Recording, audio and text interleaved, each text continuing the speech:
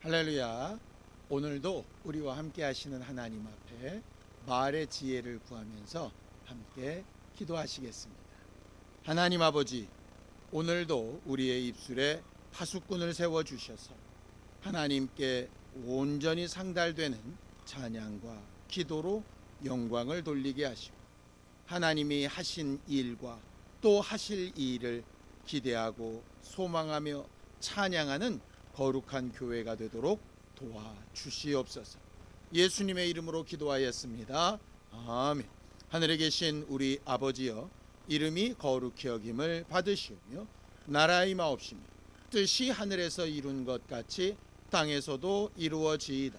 오늘날 우리에게 일용할 양식을 주옵시고, 우리가 우리에게 죄 지은 자를 사하여 준 것 같이 우리 죄를 사하여 주옵시고, 우리를 시험에 들게 하지 마옵시고 다만 악에서 구하옵소서. 나라와 권세와 영광이 아버지께 영원히 있사옵나이다. 아멘. 찬송가 284장 함께 찬양하겠습니다. 찬송가 284장입니다.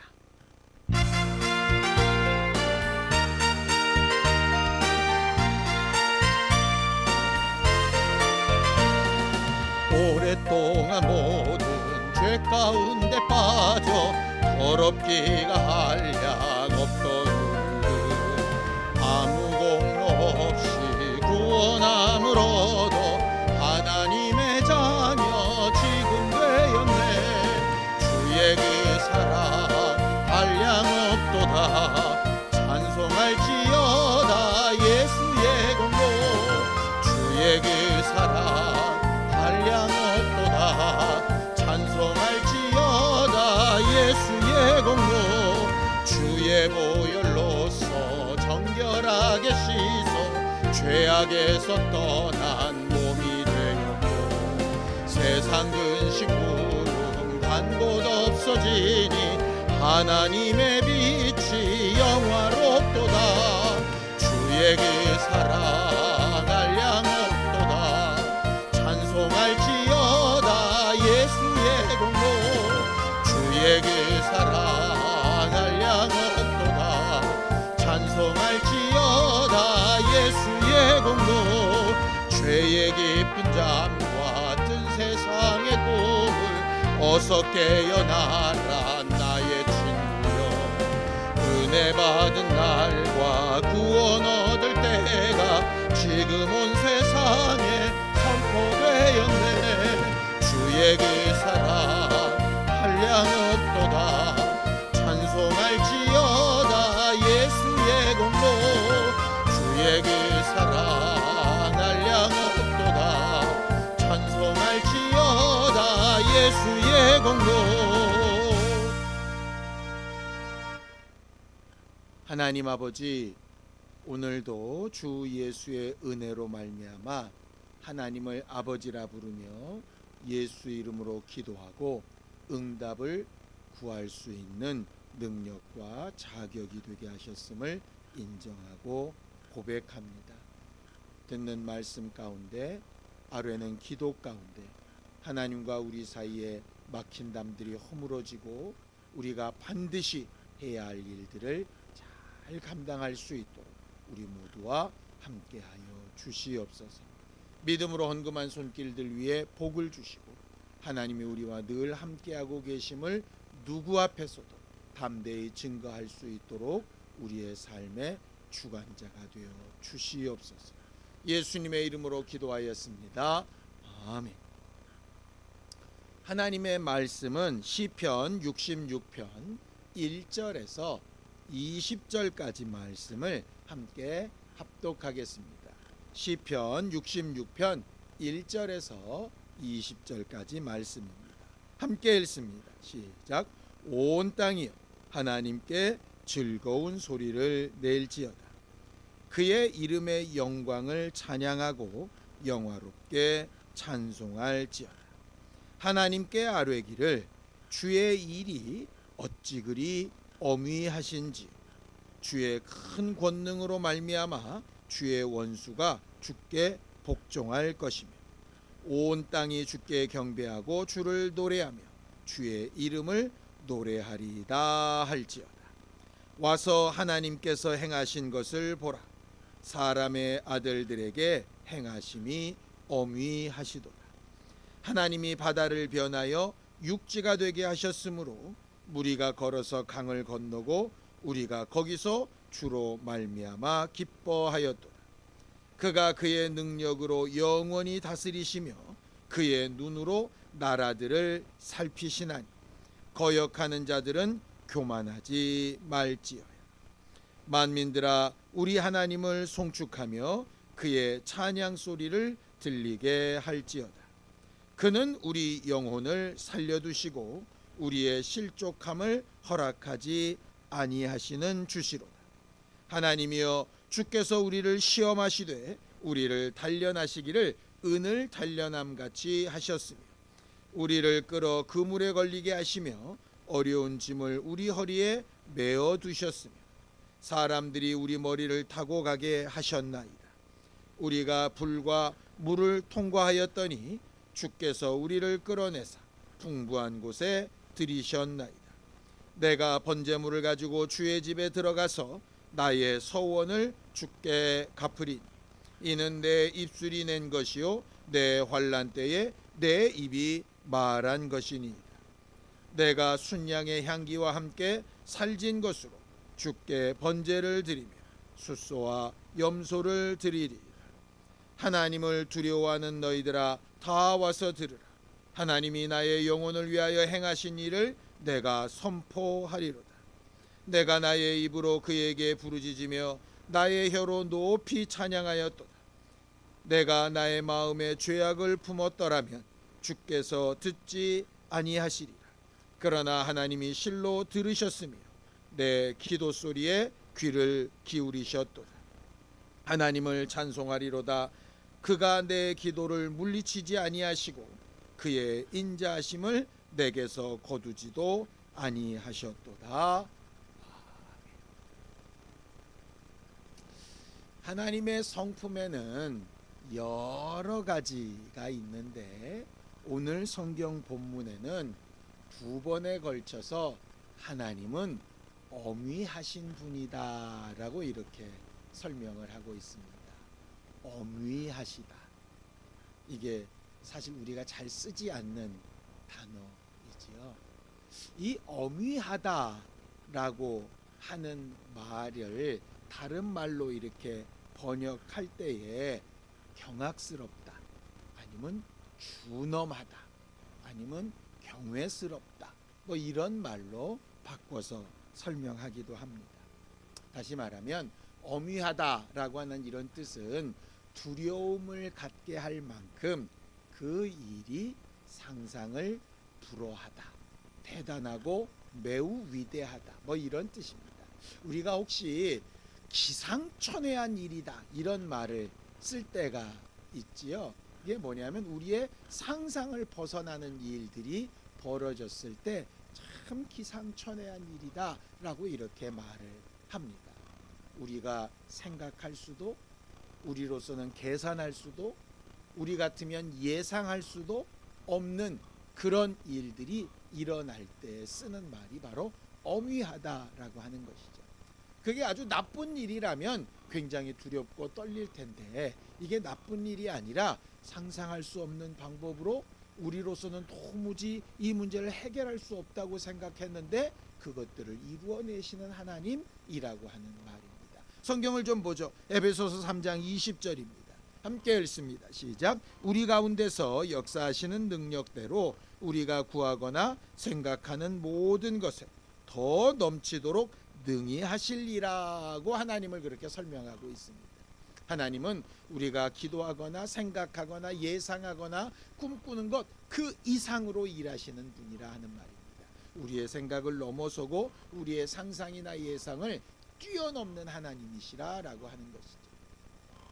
우리가 기도하거나 간혹 하나님 앞에 우리의 소원을 아뢰할 때 우리가 실수하기 쉬운 부분이 바로 이런 부분입니다. 우리가 생각할 수 있는 한계, 우리가 계산할 수 있는 한계를 딱 정해놓고 그 안에서 이 방법을 이렇게, 이 문제를 이렇게, 이 상황을 이렇게 해달라고 기도하는 것이죠. 물론 우리로서는 그것이 아주 최선일 겁니다.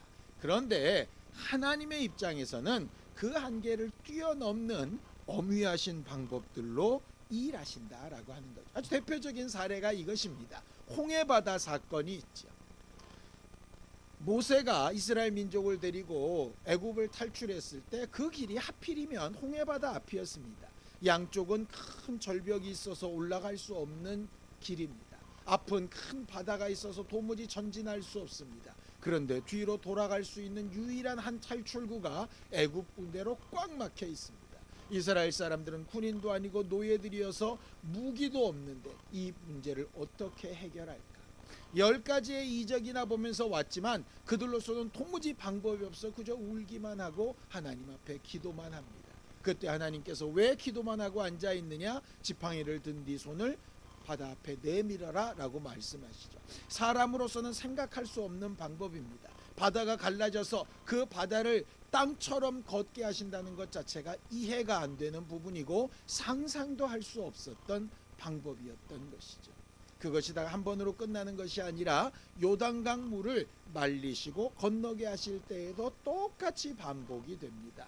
그들은 한 번 경험을 했어도 또다시 그런 일이 있을 것이라고는 전혀 생각하지 못하는 그런 방법이었죠. 오늘 성경 본문의 그 내용을 얘기합니다. 시편 66편 6절입니다. 함께 읽습니다. 시작. 하나님이 바다를 변하여 육지가 되게 하셨으므로 무리가 걸어서 강을 건너고 우리가 거기서 주로 말미암아 기뻐하였도다라고 이렇게 말을 합니다.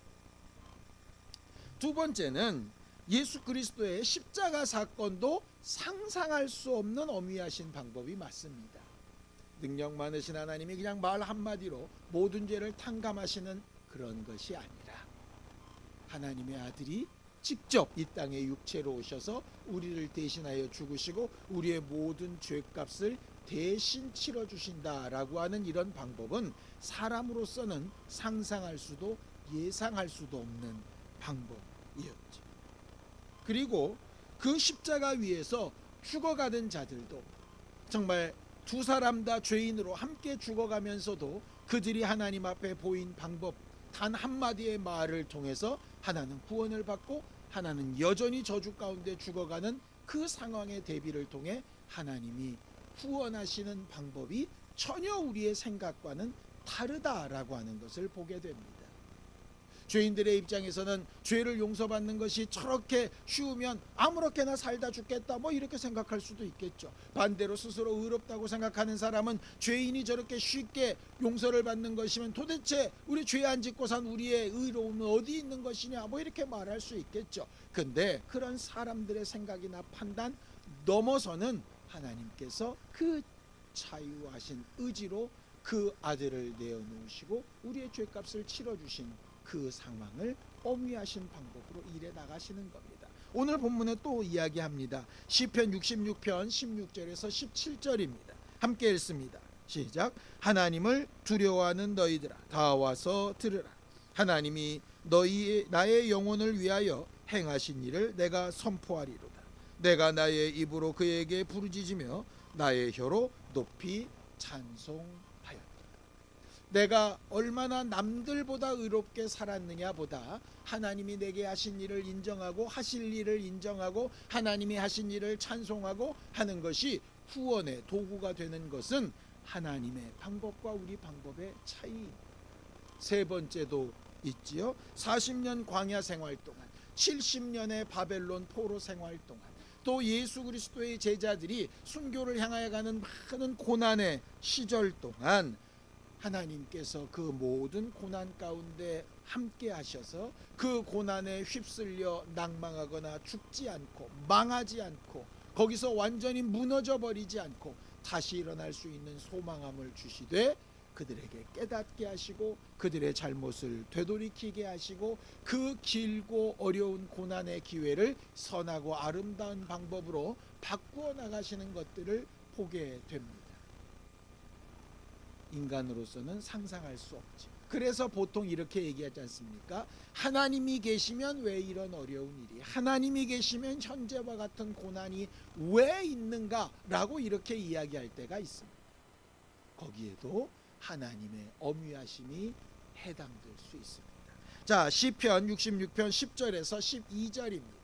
함께 읽습니다. 시작. 하나님이여, 주께서 우리를 시험하시되 우리를 단련하시기를 은을 단련함 같이 하셨으며 우리를 끌어 그물에 걸리게 하시며 어려운 짐을 우리 허리에 메어 두셨으며 사람들이 우리 머리를 타고 가게 하셨나이다.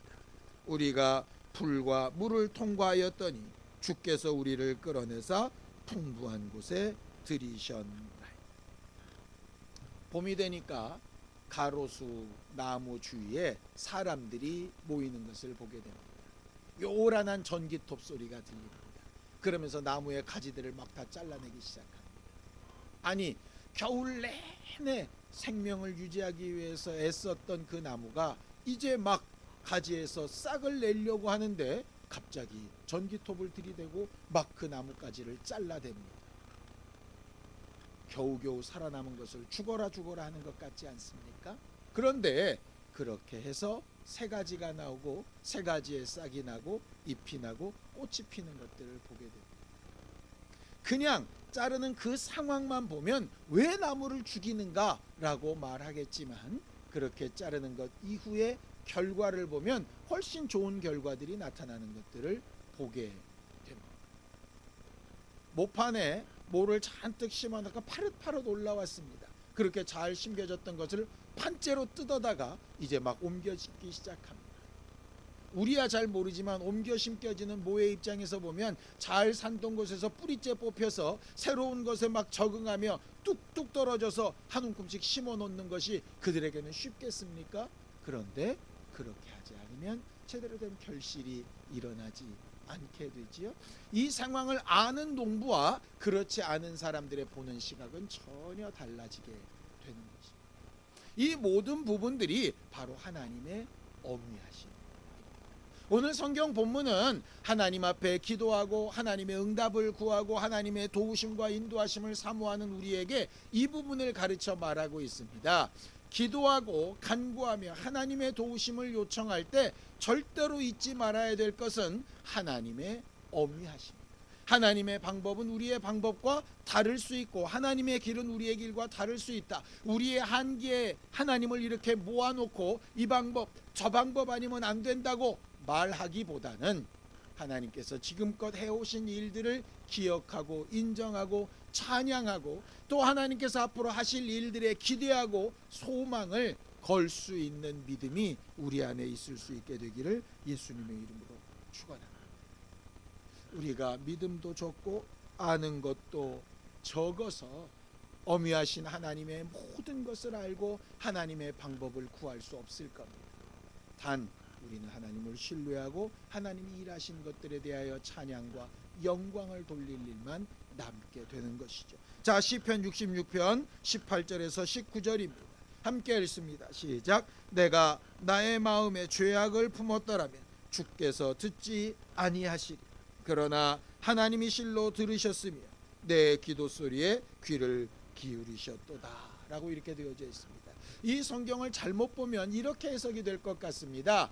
내 안에 죄악이 있었다면, 내가 죄를 지으려는 마음을 품었었다면 하나님은 내 기도를 듣지 않으셨을 것이다. 그런데 하나님이 내 기도를 들으신 걸 보니 나는 죄가 없는 의로운 사람이다. 이렇게 잘못 해석될 수가 있습니다. 근데 여러분들, 우리가 너무나도 잘 알고 있지 않습니까? 의인은 없나니 하나도 없습니다. 다윗과 같이 하나님의 마음에 가장 합했던 사람도 엄청난 죄악을 품고 실제로 저질렀던 사람입니다. 그런데 이 말이 뭡니까? 죄악이 있다면, 죄악을 지으려고 하는 마음이 있다면 하나님은 기도를 들으시지 않으셔야 하는데, 엄위하신 하나님이 그 방법을 초월해서 그럼에도 불구하고 그런 죄인의 기도라도 하나님을 찾고 그 이름을 부르는 자들에게 매몰차게 나는 너와 상관없다 이렇게 하지 아니하시고 그들의 기도를 들으시고 위로하시고 은혜 베푸시고 다시 기회를 주셨다라고 하는 고백인 것을 알게 되어집니다. 죄를 지어도 괜찮으니 아무렇게나 살자라는 뜻이 아닙니다. 죄를 지었다고, 죄의 소욕이 있었다고, 실수했다고, 뭔가 잘못했다고, 내 생각에 꽉 매여서 이제 다 끝났다고 그런 나약하고 믿음 없는 마음과 생각이 들지라도 엄위하신 하나님 앞에 우리가 나는 할 수 없고, 나로서는 상상할 수 없고, 나로서는 예상할 수도 없고, 나로서는 도무지 더 이상 다른 방법을 기대할 수도 없지만, 하나님은 바다에 길을 내셔서 그 수많은 고난 가운데 우리를 건지셔서 망하지 않게 하셔서 우리를 살리시고 풍요한 하나님의 곳으로 이끌어 가시는 하나님이시니, 나를 도우시고 내 가정을 도우시고 내 자녀들을 도와달라고 기도할 수 있지 않겠습니까? 예수께서 겟세마네 동산에서 자기의 마음의 원대로 자기가 생각하는 좋은 방법대로 몸부림치며 땀방울이 핏방울이 되도록 3번이나 기도하셨습니다. 그런데 그 응답이 어떠했습니까? 예수님께서 원하셨던 것보다 훨씬 더 엄위하신 하나님의 방법으로 영광과 찬양을 받으시기 합당한 존재로 만들지 않으십니까? 물론 그 과정이 고난 가운데 있어 힘들고 어려웠을지라도 하나님께서 이끄신 방법의 끝에 생명과 소망이 있지 않았더냐라고 하는 겁니다. 우리에게 고난과 어려움이 없으면 좋겠지만, 혹시 우리 현재 상황이나 환경이 우리의 생각과 계산으로는 도무지 해결할 수 없는 어떤 상황에 있을지라도 어미하신 하나님의 응답과 인도하심이 있을 것을 기대하고 은혜를 구하는 우리 모두가 되기를 예수님의 이름으로 축원합니다. 함께 기도하시겠습니다. 어미하신 하나님, 하나님의 위대하심과 우리를 사랑하시는 증거와 그 모든 역사들을 우리가 기억하며 기도하고 찬양과 영광을 돌립니다. 우리의 모든 문제를 외면하지 마시고 우리의 죄악된 마음과 생각을 잊게 하시고 은혜 베풀어 주셨사오니 겸손히 회개하여 주를 찾고 구하는 자들에게 응답하여 주시옵소서. 우리가 생각하거나 상상할 수 없는 방법과 길로 우리를 살리시고 위로하여 주시되 하나님의 이름과 하나님의 하신 일이 분명히 드러나는 실질적인 주 예수의 영광의 날들을 보게 하여 주시옵소서. 예수님의 이름으로 기도하였습니다. 아멘. 이제는 우리 주 예수 그리스도의 은혜와 하나님 아버지의 극진하신 사랑과 성령님의 감동하시고 함께하시는 분명한 증거가 하나님이 하신 오묘하신 일들을 기억하며 간구하는 우리 모두 위에 이제부터 영원까지 함께 있을지어다. 아멘.